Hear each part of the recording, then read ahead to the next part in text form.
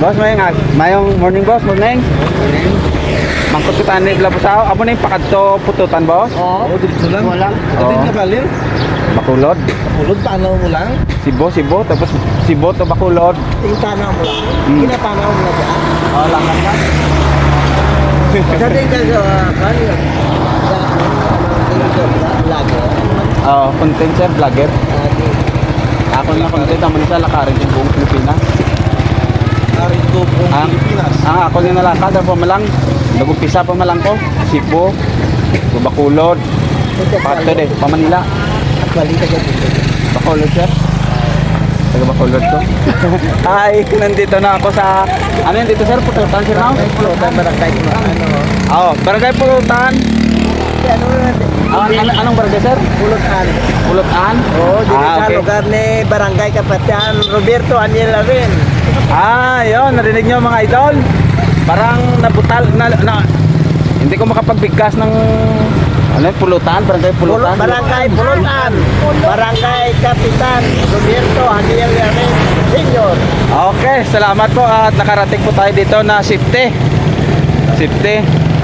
Sa barangay po nila. Kundi ka lang magkantiyak lang karamaturo. Sir, please question mo na tutulog. Sa please. Oo. Kadapit ko matulog sa ano, sa... Grabe na yung panay na tulog na sa... Ano pa nang may pinagyan yung kantalay? Why, sir? Ang yung gamit ko sa bunga, pangkain ko, nilon ko sa Gcash. Nag-loan ko sa Gcash 7,000. 7,000. Hiram sa Gcash. Puro patulog ka dito. Okay, wala makasilaw-loan akong Gcash, sir. Sa gulo ng isip ko kung saan ako kukuha ng pangkain ko. Yun, naisip ko nasa Gcash ako manghiram. Totoo naman pala yung sabi nila pwede ka mag-loan sa Gcash. Yun, nakahiraman ako.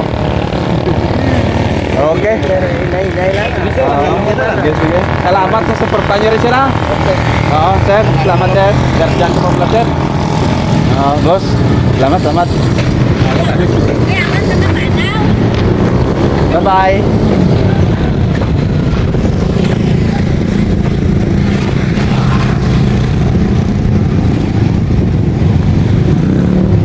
Yan mga idol, Pututan.